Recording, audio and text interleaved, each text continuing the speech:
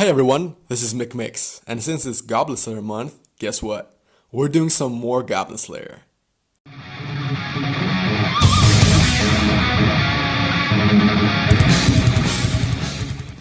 I'm so glad to see you again, guys. I'm so glad to be talking about Goblin Slayer again. It's definitely one of my favorite series.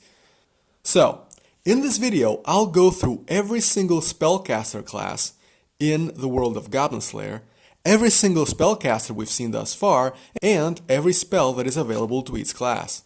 Now, if you're wondering where did I get all this information, well, look in the description to see where does each spell appear and in which story.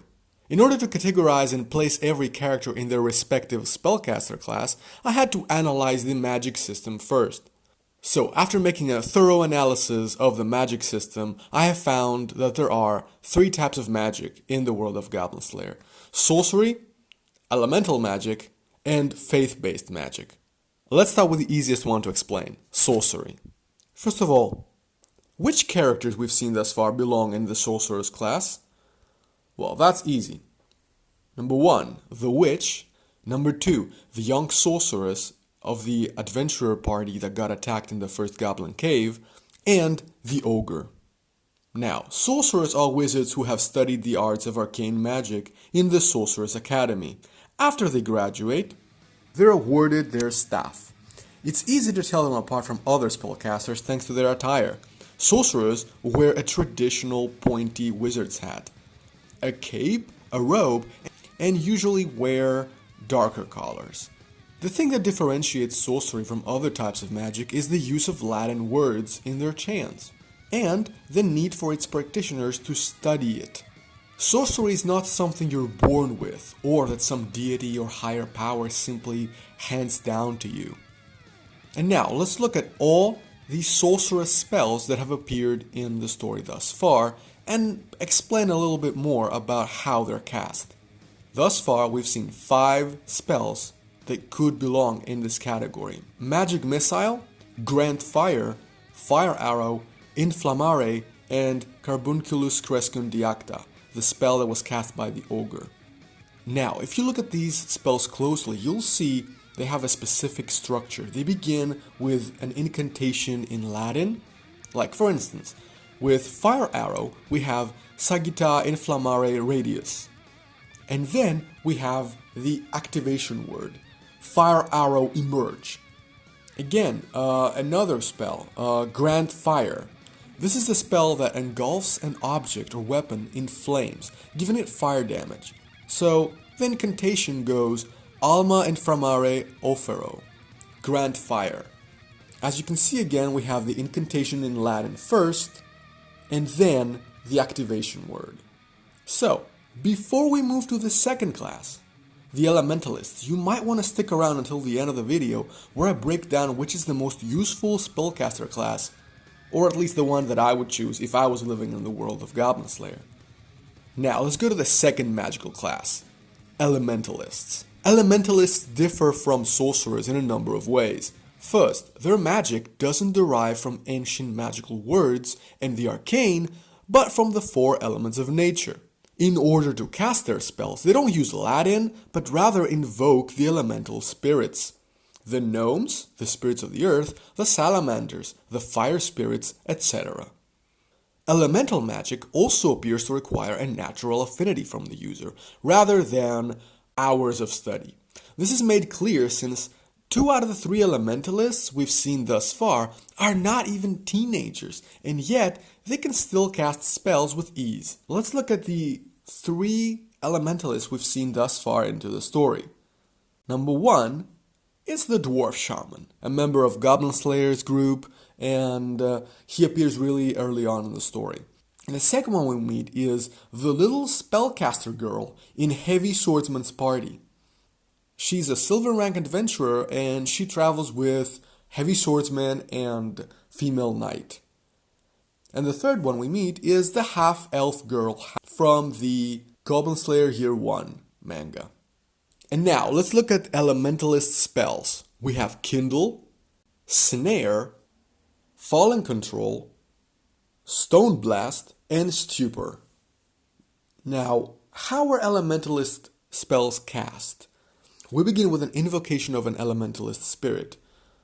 For instance, in Kindle, we have the Salamanders. And the chant goes, "Dancing flame, salamander's fame, grant us a share of the very same."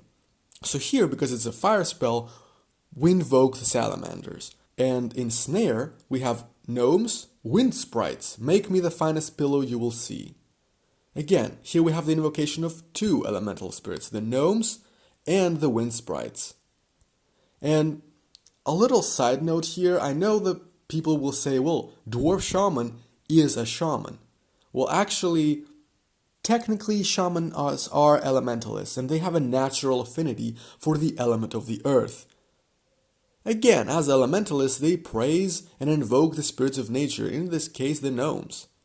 Look at the way he casts his spells. "Come out, you gnomes, it's time to work. Now don't you dare, you dirty shirk." Stone Blast. And now, I'm going to make a small note here. There are also Goblin Shamans, which also appear to be elementalists, chanting in their barbaric language and summoning lightning and fire. We aren't able to read what they say, but elemental magic seems to be the one that fits better with their race. It doesn't require studying it, and it's not faith-based. However, it is possible that the goblin species doesn't have an affinity for magic and is simply granted magical objects and powers from the gods of darkness and chaos. So they might be elementalists and they might not be. So faith-based magic differs from the other two types, since your powers are called miracles and are handed down to you from a deity or a higher power. You don't have to study or be born with them. Simply believe in a god hard enough, and if he chooses, he might grant you powers. Now, in this spellcaster class, we have priestesses, monks, clerics, and paladins. Let's begin with priestesses. Priestesses worship the Earth Mother, a heavenly woman which grants them miracles and is abounding in mercy for all things. A woman may become priestess by entering a temple, praying to the Earth Mother, staying there and proving her purity to her. If the prayers are heard, the goddess provides. All of their spells begin with this verse, "O Earth Mother, abounding in mercy," which shows their reverence, love, and admiration for their goddess. Now let's see all of the spells that have appeared for the priestess class. Minor Heal, Holy Light, Protection, Silence, and the ultimate and most powerful miracle granted by the Earth Mother, Resurrection. Now, about monks. Monks appear to be the male equivalent to priestesses. They're bold, dressed in simple clothing, and bear with them a staff with several rings attached to its upper end. The design of the staff and the rings remind those held by priestesses, so it is possible they too worship the Great Earth Mother. The only spell we know they can cast is Heal. Let's move on to a different type of priest, the clerics. The clerics worship the Lord of Judgment, or the God of Judgment, the Scale Bearer, the Sword Prince. The Lord of Judgment seems to be a male deity that is concerned and desires justice, balance, and peace. Clerics appear to hold a different scepter than priests. Their staff has two scales. They worship the same god as paladins, and they apparently have also offensive powers, unlike priestesses and monks. Let's look on the spells that a cleric and a paladin can cast. Holy Smite, Blessing, and Holy Light. So far we've seen one cleric and one paladin in the story. The paladin is the female knight in Heavy Swordsman's party. And now finally, to wrap this up, we have the Lizard Priests. Lizard Priests fall into the faith-based system considering in order to cast their spells, they have to invoke higher beings. They have to pray to the spirits of their ancestors. Spells reference their dinosaur forefathers, and lizard priests seek to honor their legacy by carrying out great feats. Thus far, we've only seen one Lizard Priest, the one that's in Goblin Slayer's party, and the spells that he can cast are Heal, Dragontooth Warrior, Sword Claw, and Partial Dragon. Before I close, it's time for me to give you my honest opinion. Who do I think is the most powerful and best class in this world? Now, for me, the most powerful and versatile spellcaster class is the Lizard Priest. If I lived in the world of Goblin Slayer, I would probably want to be a Lizard Priest. It's very versatile and it can fit many roles. Since it has heal, summons, you can buff your strength, making you a beast. All of their spells are different, all of those spells are useful, and Lizard Priest can fill many roles in the group and worships dinosaurs, which is so cool. Before you click away, you can watch my other Goblin Slayer videos here. I recently made a video explaining the Adventurer rank system. So you can click it here if you want to see more Goblin Slayer related content. See you around, fellow Otaku Adventurers.